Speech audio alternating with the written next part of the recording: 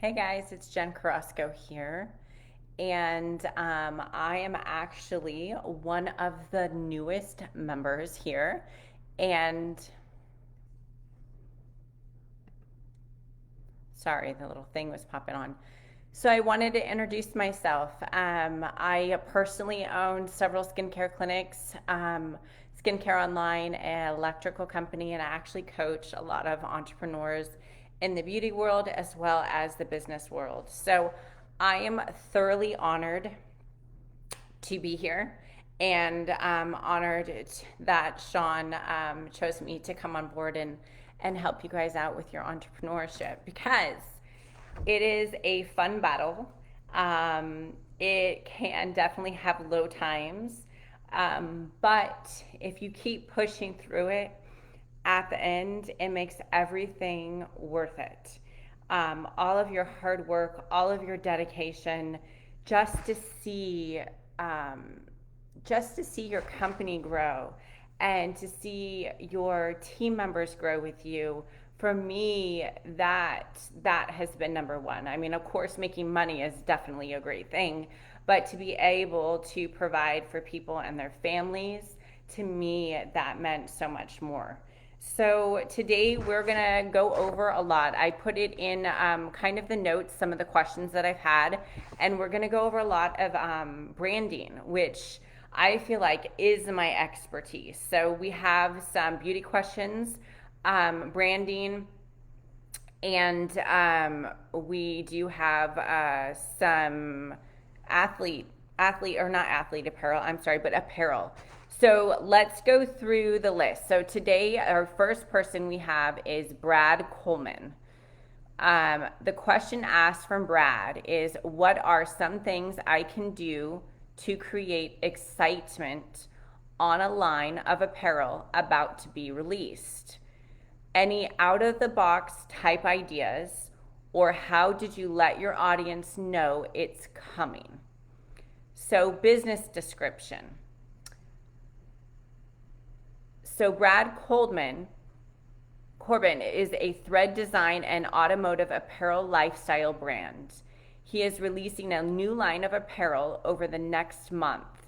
What are some things that he can do to let his audience know it will be available for purchase, with excitement, exposure, etc.? So I believe that with this, you need to make sure that you're on every platform of social media. Social media is very apparent and very important right now, especially with branding yourself and branding your clothing line. So, my suggestion to you is to really make sure that you have a niche in the market. So you want to brand yourself something completely different than somebody else is doing, which is totally different than what you're doing right now. So my suggestion is do some reels on Instagram. They are very popular right now. They're getting a lot of exposure. I would be doing the reels on TikToks as well, which is nice because you can refurbish what you have and put it to any other social media out there that you want to. YouTube is a great thing as well, so highly recommend to do some YouTube. I would also look at doing some marketing strategies. So if that is in your budget, with your reels, I would market those a little bit more. I would market into the Facebook. I would market anywhere you can grab people's attention and drive them traffic into your new apparel. Now, another thing that you should check out is called Tell You Collapse. It's my friend Brian, and he owns a clothing company. And you can get some really good ideas off of him and what he has to offer. But what he does is before he even launches something, he will pre-launch it and he will put it in reels. He will do email blasts, YouTubes, Facebooks, and he will literally get his niche in the market with the marketing in each platform. So for me, if I'm bringing a new product out, my best opportunity to bring that product out is make it stand out completely different than somebody else. It could be funny. It could be, wow, that's incredible. The wow factor or education. And then what you want to do is bring those in with the reels and make it really eye catching and eye popping. That is what's going to get your brand to stand out from the next brand. So those are my tips when it comes to that. The next question we have is Robin Turpin. And when starting a business, do you think it is necessary to have a social media presence? Now, and she is an artist. She helps people feel a moment of calm through oil paintings and sunsets. So let's talk. I know you said you are an in-person interaction or more comfortable for me to be more in person than, online, right? And that's everybody. Branding is huge. So when you ask if you should be on social media, my answer is always going to be yes. When social media presence is the ultimate gold standard. So I say this because you can build your company through non-social media, which I've done in the past with the brick and mortars. I have built the brick and mortar companies. I have also built them from word of mouth and referrals, which is great. But you have the best platform at the tip of your hands. And the best platform is social media. I have done online branding, and I truly think it lies in branding yourself online. So what you need to do is start branding yourself as your person and the expertise of your field. And branding means that you need to be on Facebook, you need to be on Twitter, Instagram, LinkedIn, wherever there's people that you want to attract, those are where you need to be. So you need to create your consumer wanting to purchase what you offer because they fully trust you. And that's why I say branding yourself on social media, because after they get to know you more and they understand who you are and they like you and they engage with you and you engage back with them, now you have that relationship. And with building that relationship builds trust. And with trusting you makes them want to take the next step to actually do business with you. So that is highly important to make sure that you're known on social media for yourself and for what you do and what your expertise are. So if I were to give you my personal business answer, branding on social media is a step in any business that you have to do. It's definitely, I feel, mandatory. The next question is Rohit Gupta, and if I'm bashing that, I'm so sorry.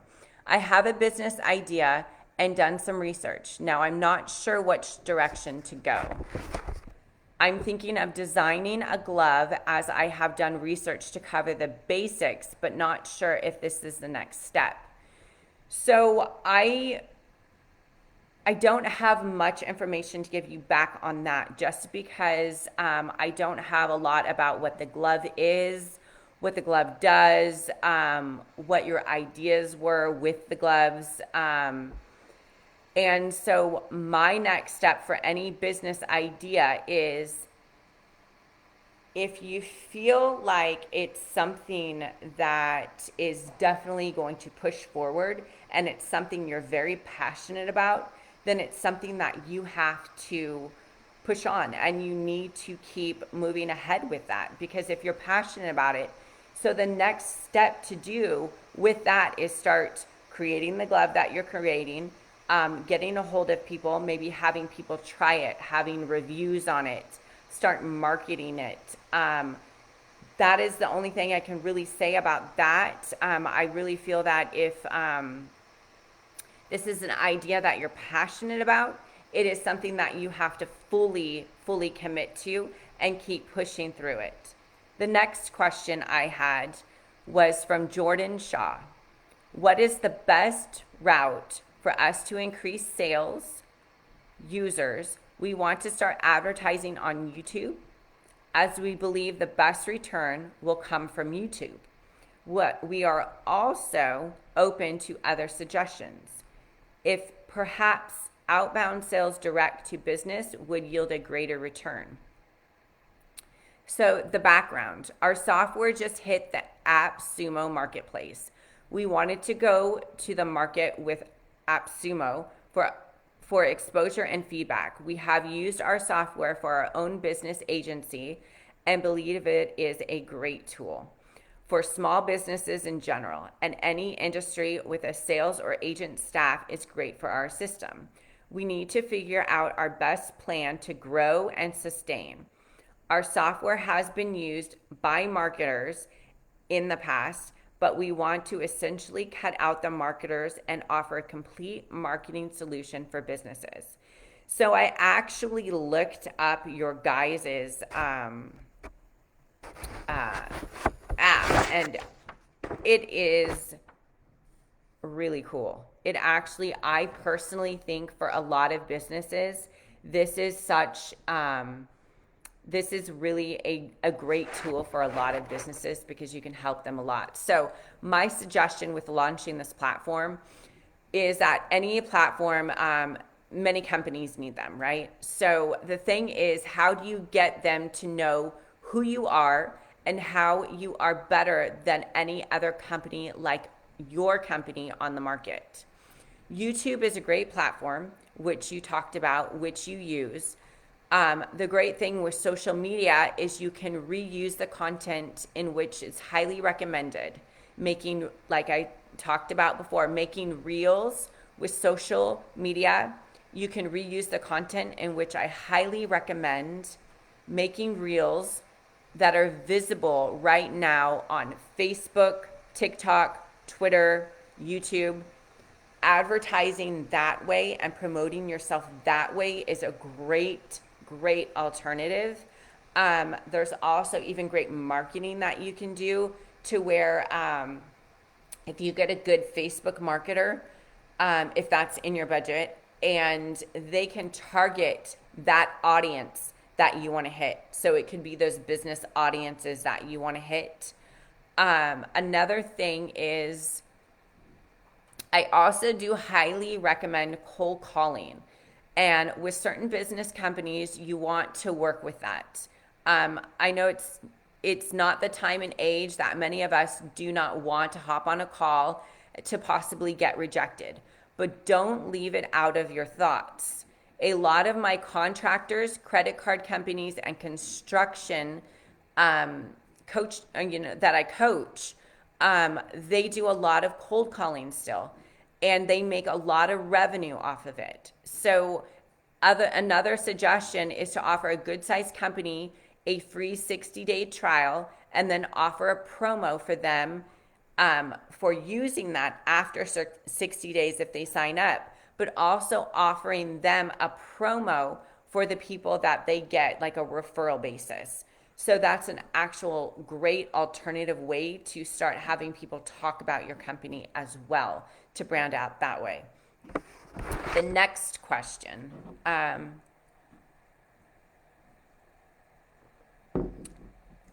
All right, Renee Plante, I think I said that correctly. I'm sorry if I'm butchering you. This is a great question. I love this. Who do you think the first couple of hires should be in a transition from a one-person company? I am in the bridal business. I help hairstylists learn more about the bridal industry in order to create more revenue and specialize. I want to keep doing that, but I also am thinking about creating an organization similar to AO and teach people the business side. Obviously, a lot to do. What types of hire or key hires should I be looking for in the very beginning? So I just have to commend you and say that this is incredible. It's a great vision. Both of your visions are incredible, and those are visions of entrepreneurs. So entrepreneurs tend to have about, 5 different visions of what they want to do. And I always recommend to my clients that you really dial down on one area and you get that to the point to where it is rolling and you don't really have to do much to move on to the next area. Because we tend to put ourselves all over. We want to do everything, and that's normal. And so we just have to implement people to help us to grow in those areas so we can expand and do other things that our entrepreneurial mind wants us to do. So, with your question, as your company grows, you need to look at what someone can take off of your plate that would allow you to have more free time to grow your current vision. Reason. So I'm going to give you an example. Take the things that you can train and be confident with someone taking over, okay? Something easy, something that if you train them on and they take it over, it's going to alleviate a lot from you, but you don't have to worry that they're not going to do it properly, okay? You want to make sure that you're not going to be overseeing each person because it's just going to make your work 10 times harder.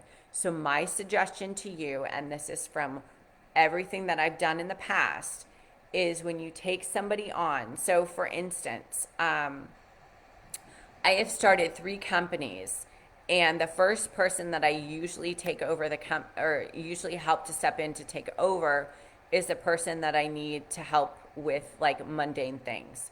So I will take somebody in that will help me with my marketing, and maybe I will train them on what I know in my marketing of what I've been doing. So maybe you would take somebody in to take over some of like your Facebook or your Instagrams, or taking over your calling, or taking over your calendar. And what you do is you sit with that person and you really dive in deep with that person, and you tell them all of your expectations and you tell them how to do it properly.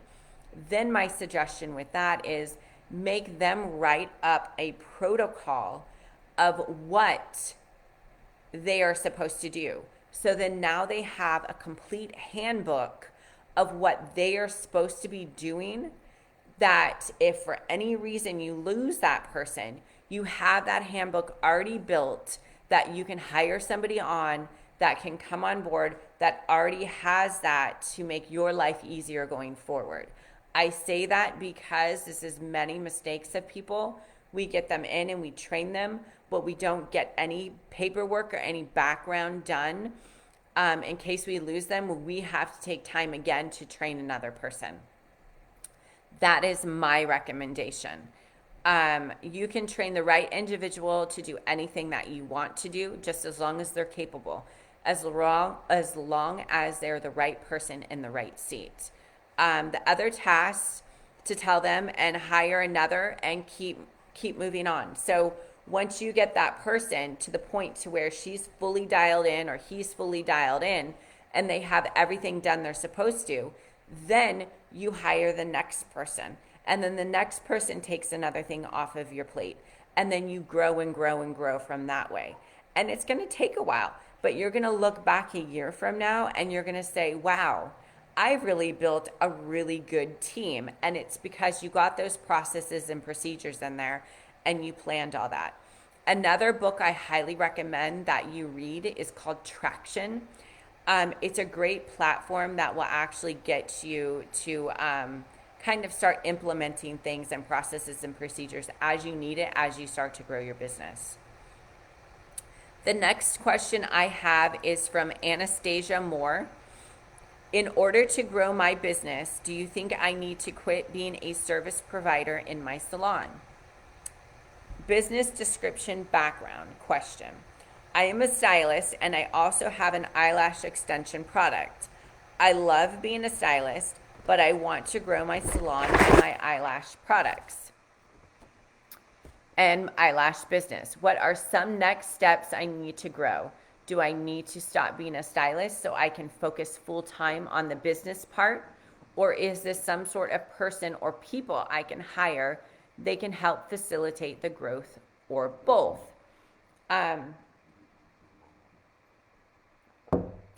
am your girl for this answer because I have done this. I have 2 skincare clinics, and I personally enjoy still working in the clinics with a couple of my clients. So you can have your cake and eat it too, but it depends on what your outcome is.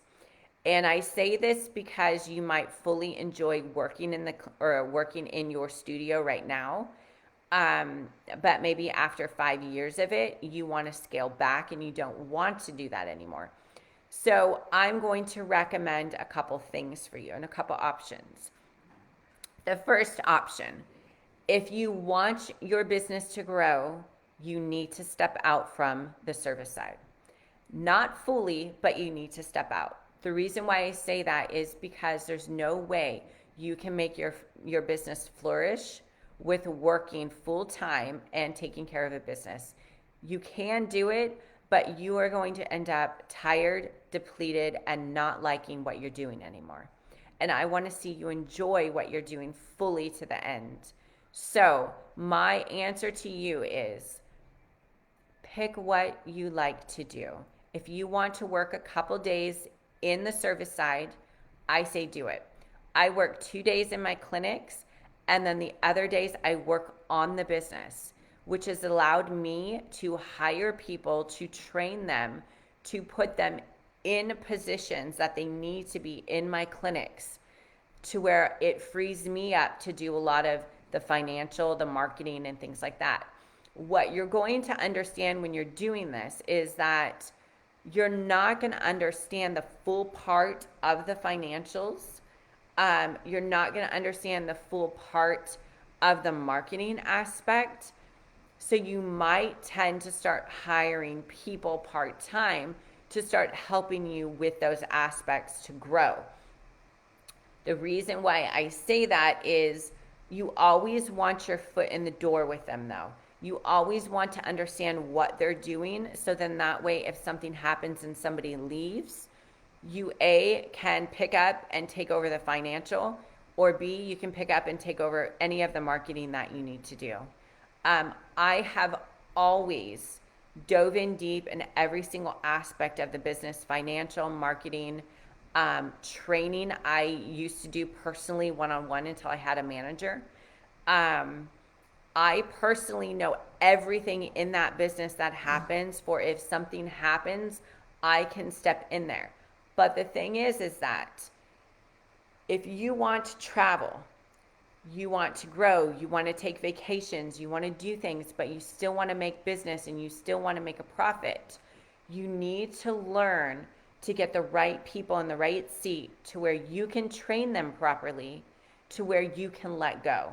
And then you can live a life or expand that business even more. Maybe open up a couple businesses or franchises, whatever you want to do, whatever your dreams are. I even have clients that say, I want nothing to do with the finances. I want nothing to do with the marketing. I just want to work in clinic. And you can make that happen as well. And if that is your choice, then you need to find somebody to take over those areas. That is like their expertise, and they can help you grow. And then you can stay in clinic, but I still, or in the spa, but I still recommend that you get people in place that are trained for when you step out at one point, because there will be a point that you will want to step out. I hope that helped. I'm going to give you an example with my clinics. So I have 2 clinics. I don't work in the one clinic. I only work in my one Vacaville clinic. And that is because I have clients that I've had for years and I adore them. So I like to go in and still work with them. I work 2 days a week. The other days are ran by other girls. I do marketing, but I also have a marketing person that does all of my marketing, and I do a little bit on the side, but I know what she does. I do actually a lot of my finances because the clinics, they're pretty easy self-run. but I have a CPA that steps in and does everything else that needs to be done. And then I have a bookkeeper that does a lot of like my payrolls, my taxes, all of that stuff. And then the skincare, like to order the skincare online and ship it out, I actually have somebody that comes in and manages that account as well and does all of that. So then that way that frees me up. So that is how I run my clinics, which would be similar to how you would run your spa or your lash studios. So I hope that helps you very much. And I think I did pretty good for my first round today. And I'm sure I will keep getting better to help you guys. And let us know if there's anything else that we can help you with, and have a fabulous day.